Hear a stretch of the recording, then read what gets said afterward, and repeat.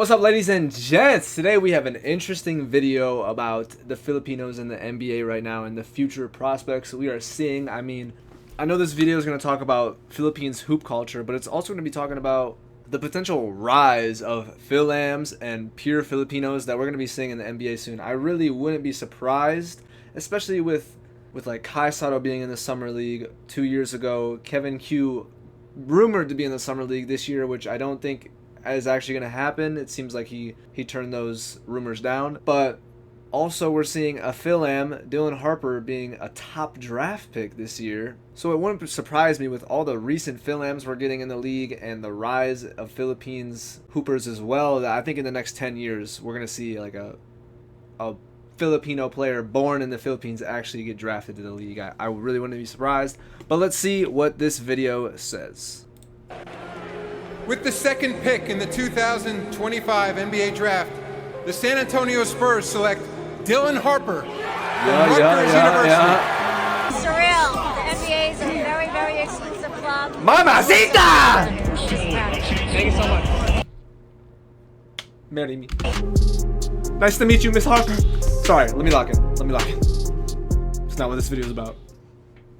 Just a few years ago, if you were Filipino and loved basketball, your only connection to the NBA was Jordan Clarkson. That's true. One player. That was it.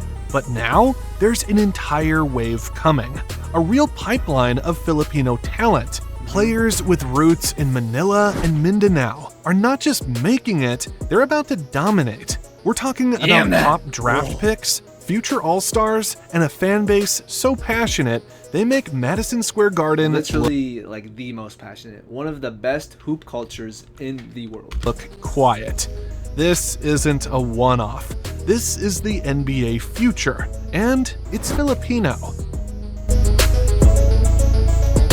Alright. It wasn't that long ago that the only Filipino face we saw in the NBA was Jordan Clarkson. And for a lot of fans back home in the Philippines, just seeing someone with Filipino blood on an NBA court meant everything. It wasn't just about representation. It was proof that someone from their community could make it to the highest level. Yep. But back then, it also felt like he was the exception. There was no consistent flow of talent, no clear path from Manila or Davao to That is crazy. Like, and back then I didn't even know Jordan Clarkson was part Filipino. I only knew until I started reacting on YouTube. And now, like, when a Filipino or half Filipino joins the league, it's like a pretty big deal, because there's been so many in the past couple years. NBA. Just one player and a lot of hope. Fast forward to now, and that landscape has completely changed. There's finally a real pipeline, not just for players with Filipino heritage, but players making noise, rising through the ranks, and proving they belong on the biggest stage. Take Dylan Harper, for example. This year, he was just drafted number 2 in the NBA draft by the San Antonio Spurs. It's not just a feel-good story. That's a major signal. That's a top 2 pick. A player with pick. Filipino roots going that high tells scouts, teams, and fans that this isn't about... And Spurs, too. That's a big organization to be playing for. One, just the history, but then you also have Victor Wembanyama there. Like, bro. Representation anymore. It's about talent, period. And it's not just Dylan Harper. Last season, Jared McCain nearly took home Rookie of the Year honors with the Sixers. He probably finished would've. as runner-up, and his impact was undeniable. McCain has openly talked about his Filipino heritage, and just like Clarkson before him, he's become a symbol for young Filipino players dreaming of the NBA. This isn't some isolated spike in talent. The foundation is being laid right now. Swervo. There are more Filipino-American players coming through NCAA programs, G League systems, and even international leagues, all with one goal: to reach the NBA. It's happening because... I thought Jalen Green was going to be like the best, but I don't know anymore. There's so much talent coming up, and also, I mean, even Dylan Harper, he might be better than Jalen Green.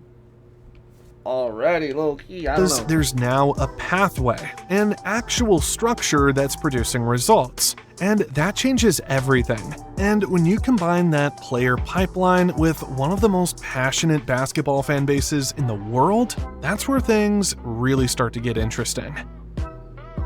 If you've ever looked at NBA social media metrics, likes, shares, comments, or YouTube views, one country always shows up at the top: the Philippines. Oh, dang.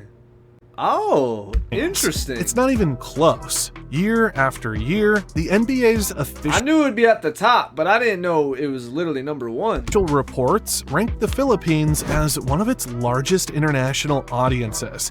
And this isn't just casual viewership.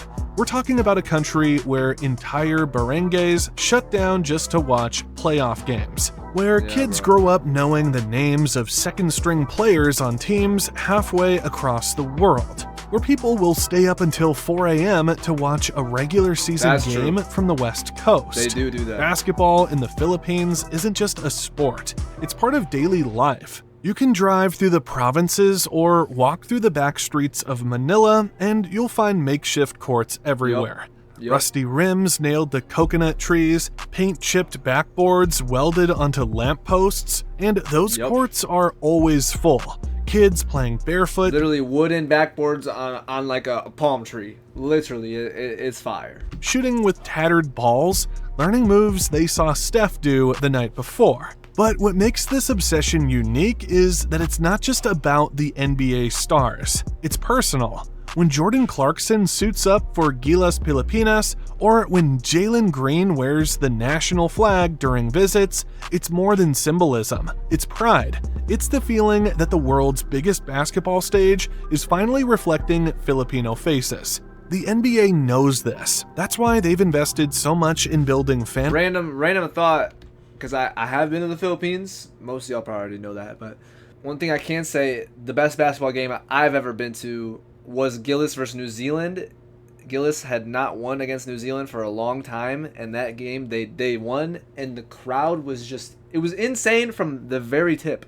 The very first bucket, the crowd was insane the whole time. It was the best energy for a basketball game.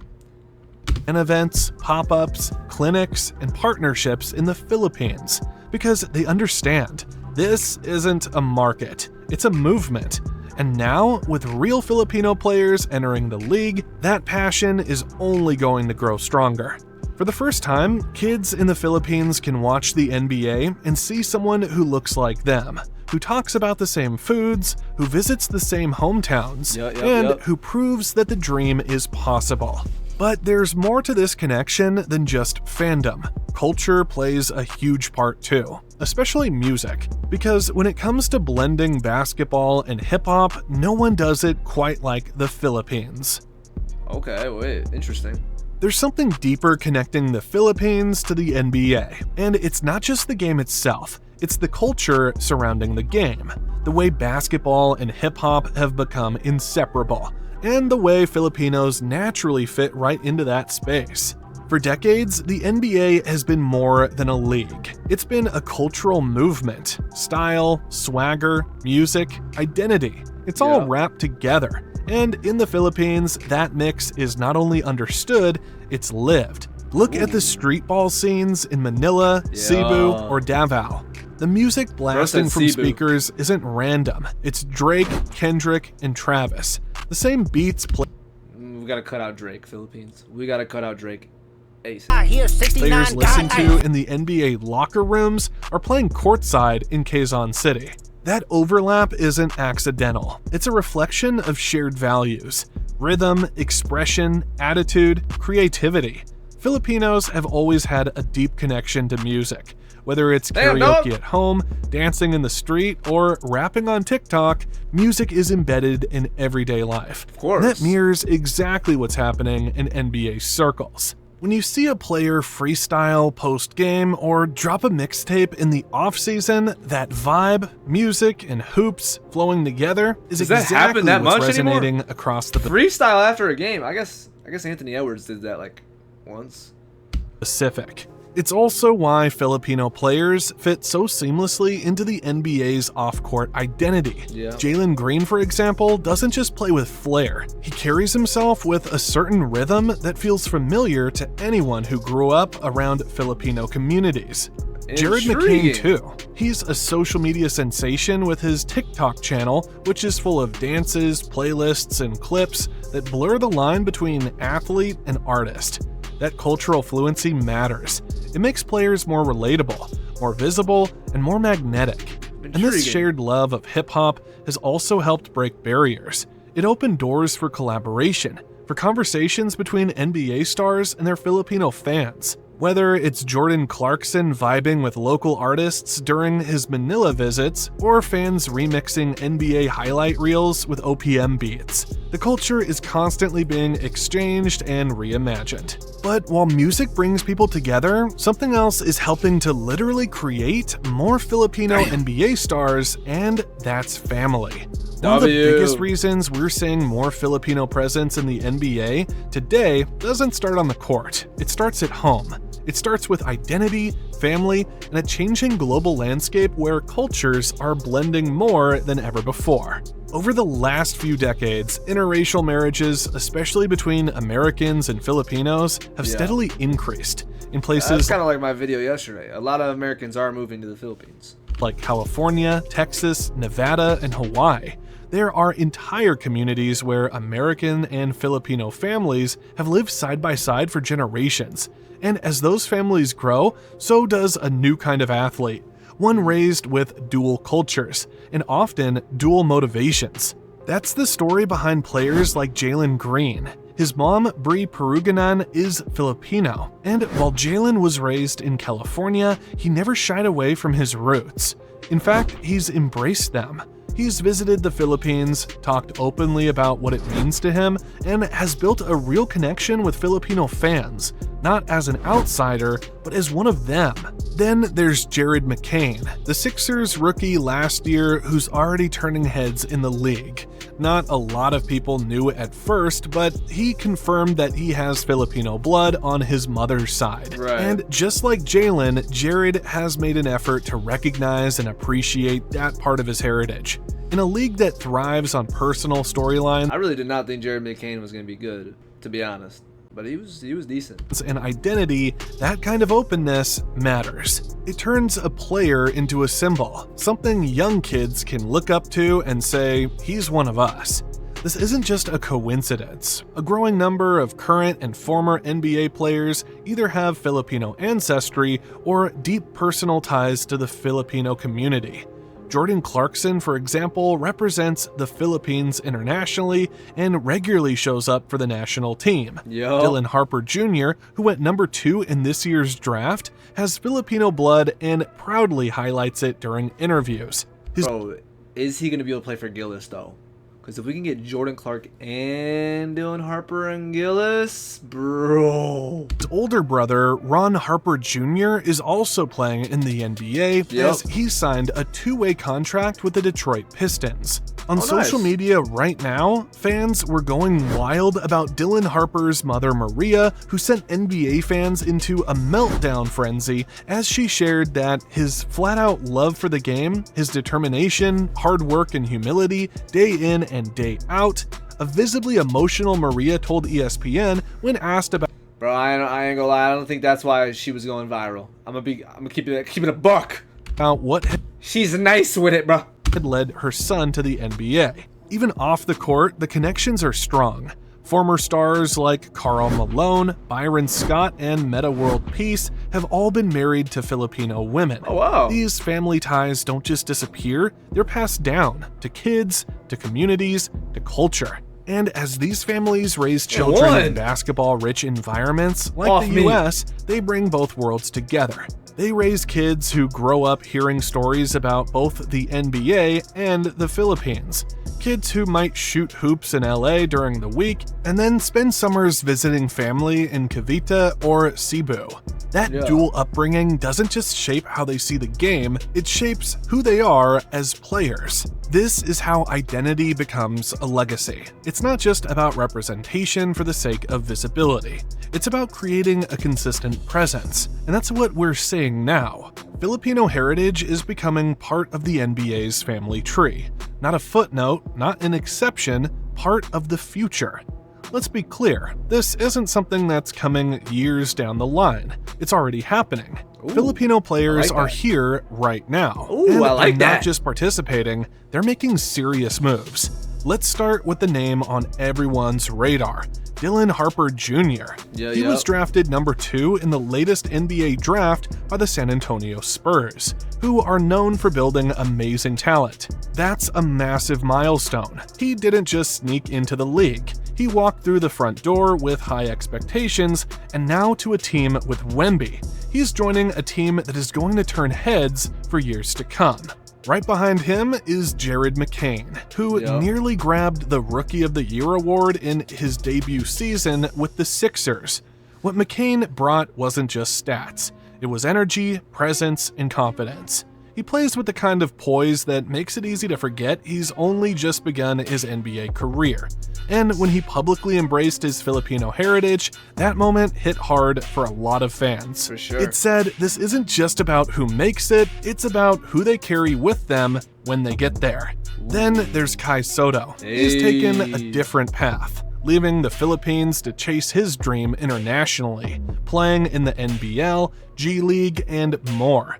He hasn't made it to the NBA yet, but his journey has inspired countless young players. Don't forget Jalen Green, Jordan Clarkson, and Miami Heat head coach Eric Spoelstra are leading the way right now. Oh yeah, Eric They've been Spoelstra. carrying this torch for years now. Clarkson continues to represent the Philippines in international play, while Jalen Green has emerged as one of the most dynamic young players in the NBA. Yeah. Eric is the brains behind. He had a bad playoff performance, I'm not gonna lie, but that doesn't mean he's bad or anything like that.